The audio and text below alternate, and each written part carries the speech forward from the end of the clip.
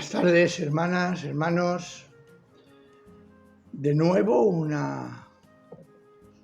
estudio de discipulado para aprender e intentar vivir lo que el Señor nos enseña. Estuvimos viendo últimamente cuando Jesús llama a Leví, a Mateo. Después viene el pasaje del ayuno, el remiendo y los odres. Y ya entraremos en el capítulo 6, cuando se presenta uno de los temas más apasionantes en la vida de Jesús, que es el sábado. Pero antes de entrar en el tema del ayuno y el remiendo y los odres, yo desearía también cerrar con una reflexión el tema de los llamamientos que hace Jesús a la gente, a varios concretamente, pero normalmente es en general, pero en concreto hace a los que después serán sus 12 discípulos, a seguirle como discípulos y evidentemente su enseñanza para la Iglesia, para nuestra Iglesia, para todas las iglesias y para las iglesias de todos los tiempos. Es un tema central y extraordinariamente importante, ya que esta enseñanza nos indicará la línea que debemos de tener y cómo debemos de comportarnos si queremos realmente vivir como discípulos del Señor.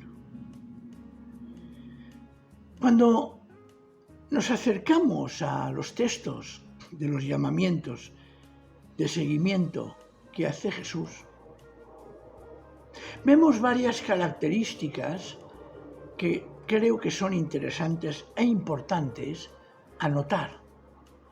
Porque si después lo aplicamos a nuestra vida y a nuestra vocación, es decir, aquello a lo que el Señor nos llama, encontraremos realmente estímulo y saber y discernimiento si viene del Señor o no viene del Señor. Primero vemos algo importante e interesantísimo, que es Jesús el que elige a sus seguidores y lo hace directamente. Jesús va directo a la persona, va directo a aquella persona que Él quiere que le siga para que cumpla un propósito en su vida. Y espera la respuesta. Y normalmente siempre es positiva. Y siguen a Jesús. Sin embargo, por otro lado, vemos que en algunos casos es la persona la que se ofrece para seguirle. Sin embargo, estas personas quedan en un segundo plano. En Lucas 9:57, que ya casi me adelanto y ya lo veremos quizás más detalladamente adelante, en Lucas 9:57 vemos la siguiente situación sobre el llamamiento. ¿Cómo son ellos? Son ellos los que se ofrecen.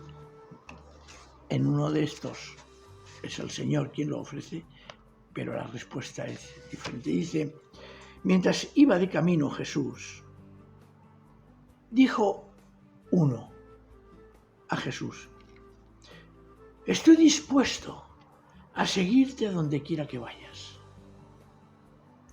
Una disposición extraordinaria. ¿Cuántas veces nosotros le hemos dicho al Señor: Señor, voy a seguirte a donde sea.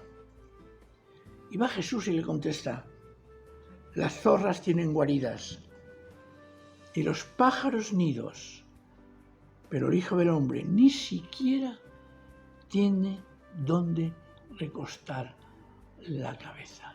Aquí no está diciendo en absoluto que no tenga un lugar donde dormir. Está diciendo que para seguirle hay que abandonar todo. A otro le dijo, y en este caso el Señor Jesús le dice, sígueme. A lo que respondió el interpelado, Señor, permíteme que vaya primero a enterrar a mi padre. Ha puesto una pega, ha puesto un impedimento al seguimiento de Jesús que le ofrece. Y Jesús le contestó, deja que los muertos entierren a sus muertos. Tú dedícate a anunciar el reino de Dios. Otro dijo también, estoy dispuesto a seguirte, Señor, pero permíteme que primero me despida de los míos. Jesús le contestó, nadie que ponga su mano en el arado y mire atrás es apto para el reino de Dios. Son casos en que se sitúa el tema del seguimiento de Jesús con diferentes aspectos. En teoría estos tres, uno es el Señor, que se lo pide, el segundo, pero pone un impedimento. Los otros dos parece que desisten de su intento. En otras ocasiones el Señor, ante alguien que ha sido curado y se ofrece a seguirle, ¿os acordáis? La situación cuando atraviesa el mar de Galilea y cura en un lugar solitario a un muchacho cuyos demonios se llamaban Legión. Este hombre quiere seguir a Jesús y es Jesús mismo, curiosamente, el que le dice, no me sigas. Fijaos como con la samaritana. Sucede no lo mismo, pero él no le dice que le siga, sino que quiere que la samaritana, igual que este hombre que he citado antes, que tenía los demonios llamado Legión, quiere que den testimonio de su curación y de su situación fuera del ámbito de los discípulos. Esto es así. Los llamamientos del Señor a seguirle tienen un propósito todos. Y a diferencia, también hay que tener en cuenta otro detalle, que a diferencia de los discípulos de los fariseos, es que Jesús es quien elige a quien quiere que le siga. En el caso de los fariseos, son ellos, es decir, los que quieren seguir al fariseo, que lo elige. Es decir, los discípulos eligen al maestro en el caso de los fariseos. Sin embargo, en el caso de Jesús, es el Señor mismo quien los llama. Hay otra situación y otra circunstancia curiosísima. En segundo lugar, vemos que el seguir como discípulo al rabino Jesús, también, a diferencia de los fariseos, era un seguimiento permanente. Jesús, cuando llama a alguien, lo llama para que continúe, que le siga siempre. Mientras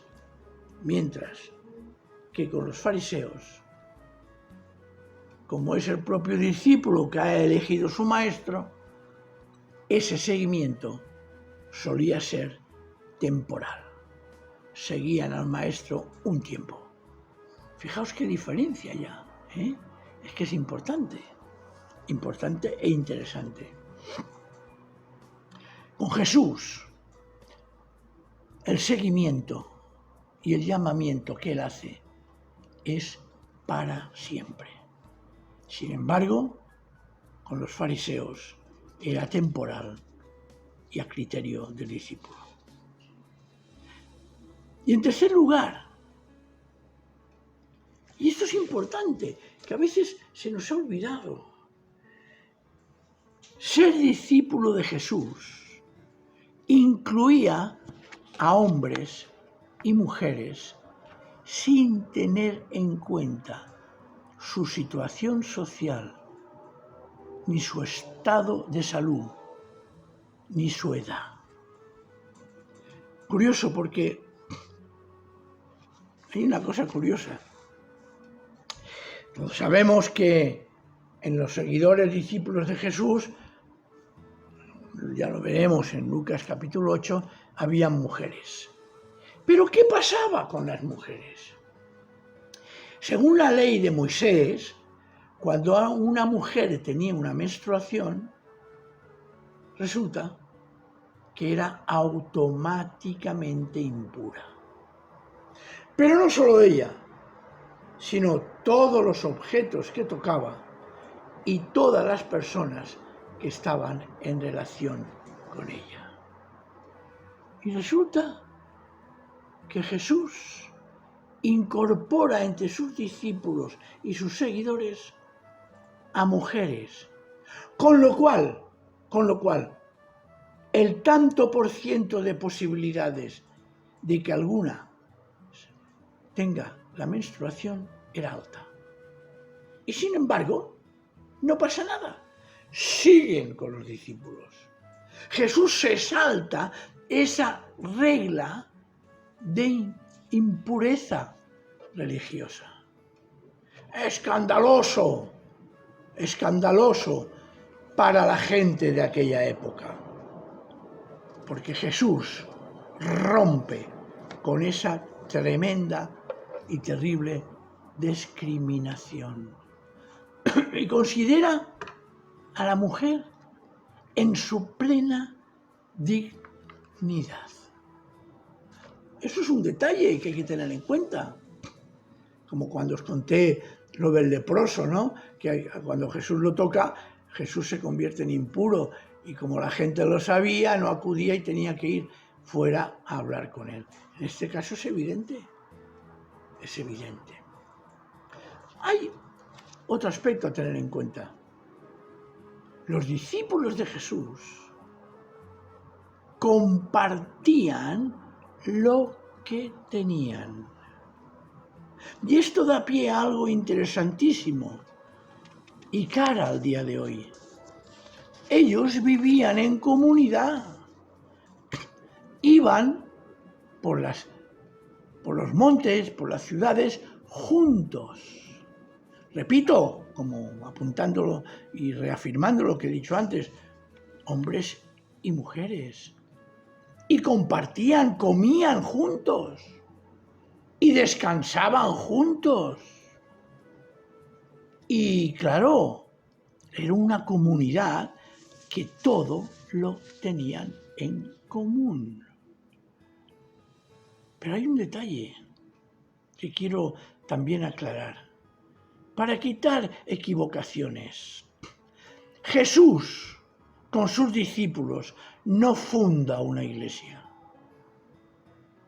Jesús, con sus discípulos, no hace un reglamento interno. Jesús, con sus discípulos, no escribe un acta fundacional. No hay regla escrita. Es algo que surge del corazón y comparten lo que tienen sin prejuicios y siguiendo el ejemplo de su maestro.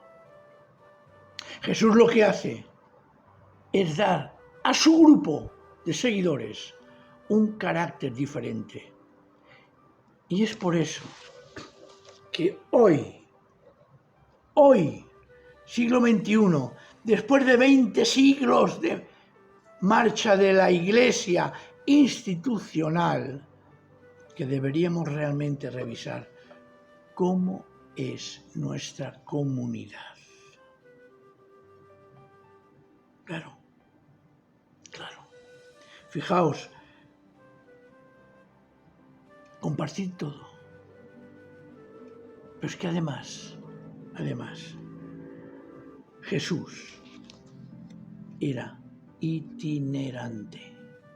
O sea, una comunidad que no hay una estructura como la que tenemos nosotros en las iglesias. Una comunidad, además, itinerante que viaja, no establecida como nosotros estamos en la iglesia y que vive en una comunión que se nos escapa a nuestra mente. Porque desde Cafarnaún, que sí, que había un centro, que era donde Jesús mayoritariamente estaba, se desplazaba por Galilea y a otros lugares, y últimamente en la historia de Jesús se desplazan a Jerusalén. Jesús, con sus discípulos, que iban todos juntos, hombres y mujeres, insisto, predicaba en las sinagogas.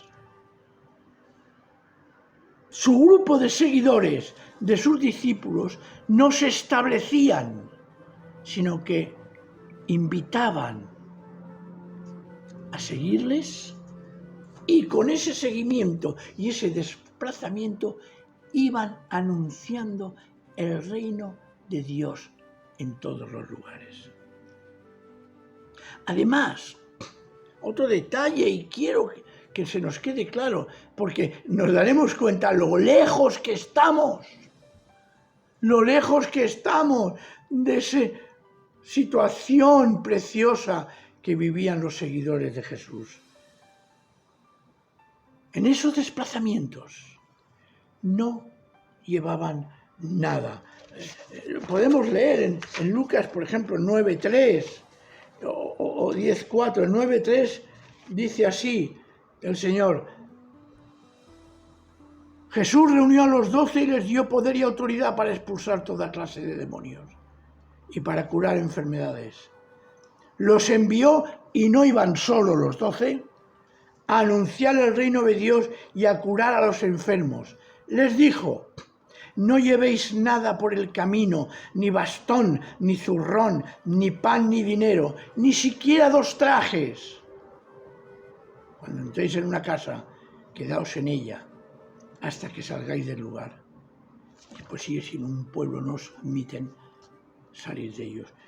Y hay otro texto en el capítulo 10, versículo 4, cuando resulta que elige a otro grupo de unos 70 o 72 y los envía. Dice: la mies es mucha, pero son pocos los obreros.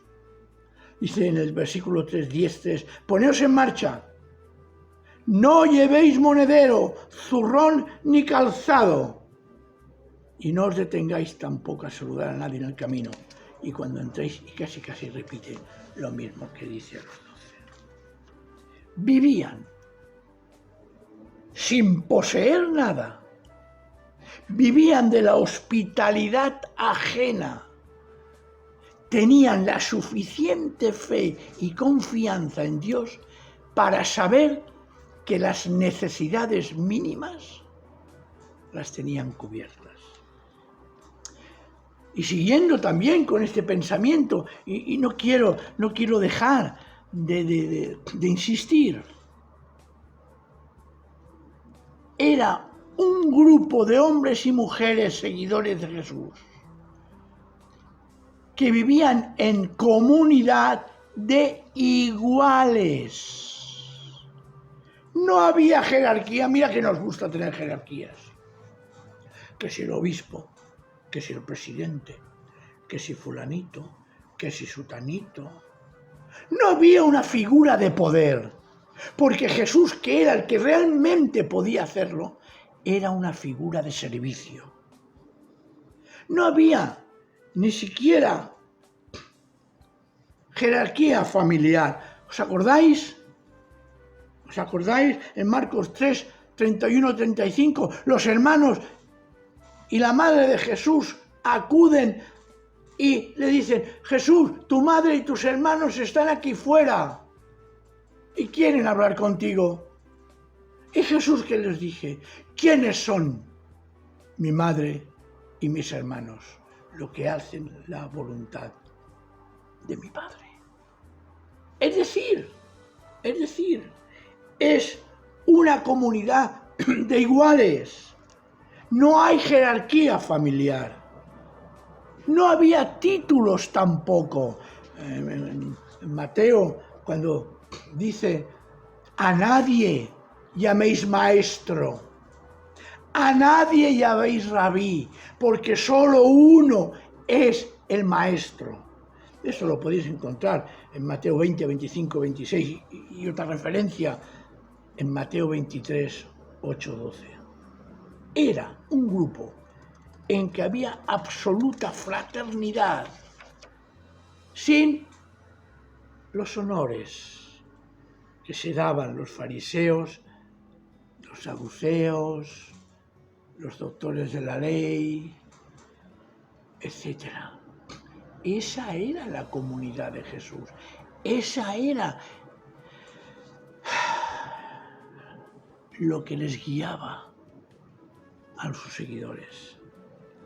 Pero es que además, y acabo, porque creo interesante haber aclarado el tema del seguimiento de Jesús, porque nos podemos hacer y nos hacemos una idea mucho más cercana de cómo vivía Jesús con sus seguidores. Era además una comunidad de perdón. ¿Cuántas veces tengo que perdonar a mi hermano?, le dice Pedro. Y Jesús le dice: bueno, pues 70 veces 7. Es decir, siempre. Siempre. Porque la comunidad de Jesús era una comunidad de perdón, de personas de diferentes procedencias sociales, religiosas incluso, de actitudes éticas y morales diferentes, y sobre todo, lo importante era que era una comunidad de gente que perdonaba, que amaba. Un perdón dado tanto a hombres como a mujeres. Y esto lo considero yo muy importante, porque además era una comunidad que se basaba en una confesión de fe, la que encontramos en Mateo 16, 16. ¿Quién dice la gente que soy yo? ¿Quién decís vosotros que soy yo? Uno de los profetas dicen: o Elías. Y Pedro dice: tú eres el Hijo del Dios viviente.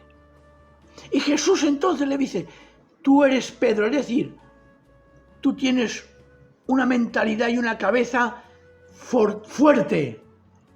Y sobre esta roca, es decir, sobre la declaración de Pedro, edificaré o me edificaré comunidad de creyentes.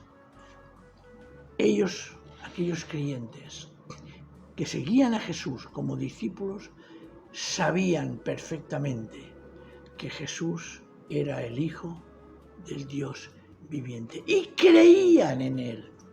Y porque creían en Él, le seguían de esta manera, con una comunidad tan preciosa, de iguales, de participación, no jerárquica, no llena de envidias, sino todo lo contrario, basada en el perdón. Por eso, también, por ese mismo motivo, podemos afirmar que era una comunidad apostólica, es decir, de enviados a proclamar el reino de Dios. Hermanos, hermanas, todos los que estamos viendo esto, es importante que tengamos presente esto y que incluso cada uno en su propia iglesia sepa estos distintivos tan importantes que debemos de tener. En nuestra iglesia es una iglesia que le seguimos porque Él nos ha llamado. Es una iglesia en que no hay diferencias de categorías. Es una iglesia, o debe ser una iglesia, en que no hay diferencia entre hombre y mujer. Es una iglesia capaz de no atesorar nada para ella misma, sino para servicio a los demás. Una iglesia de iguales, sin jerarquías. Sí, eso sí, poniendo en funcionamiento los dones del Espíritu, que a uno hace pastores, a otro hace profetas, a otros servidores, a otros etcétera, etcétera, etcétera, etcétera. Pero eso no es lo que hace que uno sea más que otro. Todos servimos en el mismo cuerpo de Cristo, porque todos vivimos una absoluta fraternidad. Y sobre todo, perdón, una comunidad de perdón. Creo que por hoy tenemos bastante. Creo que si hoy repasamos de nuevo todo lo que hemos estado hablando del discipulado y miramos de vivirlo en nuestras iglesias, si miramos de vivirlo en nuestra vida, muchas de las cosas, muchos de los escándalos que están impidiendo que el Evangelio progrese serán eliminados y viviremos realmente como discípulos del Señor. Aquí acabamos, hermanos y hermanas. Espero que haya sido de bendición esta reflexión y estos momentos. Amén.